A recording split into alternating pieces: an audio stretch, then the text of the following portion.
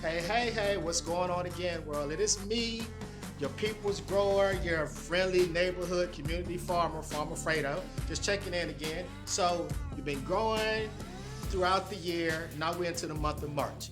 And right now is when everybody gets that itch. So March and April is like you see flowers blooming. It feels like everything has leaves on it now. And so this is like the ultimate time to start your backyard garden or to put some new things into the ground. And I love this time of year just because of the different colors that we're able to grow in our backyard garden, or AKA, again, your backyard grocery store. So some of these things, I'm gonna break it down from March only, April only, but a majority of it you can plant throughout these 2 months. All right, so first and foremost, you can still plant your Asian greens throughout both months. You can also start to plant your Swiss chard. You can begin to plant cucumbers. You can begin to plant squash. You can also plant a little bit of peppers, right? But now as we get closer towards the end of the month of March, that's when we get to introduce that good stuff. You can start your watermelon seeds, your cantaloupe seeds, and everybody's favorite summer vegetable, sweet corn. So all of these you can start in March and it continues, you can replant them in the month of April. So this technique that we like to do a lot and we encourage people to do is called session planting.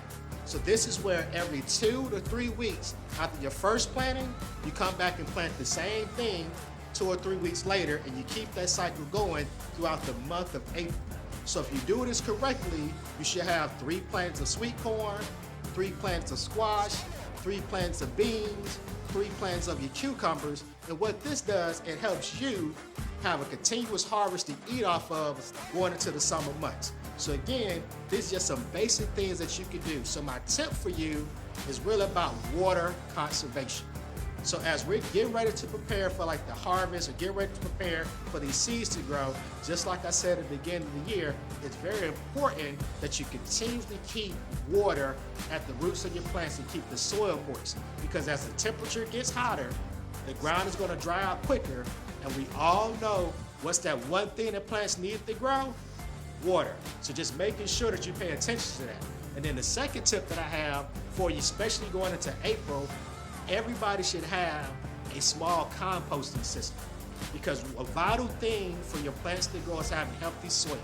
And an easy way to have a healthy soil is for you to learn how to compost. And you can attend some of our upcoming workshops to learn how you can start your own backyard composting system that's beneficial to your garden space and is beneficial to the earth. So again, this is Farmer Fredo. I'm checking in, I'm checking out, and going food is what I'm about. Peace.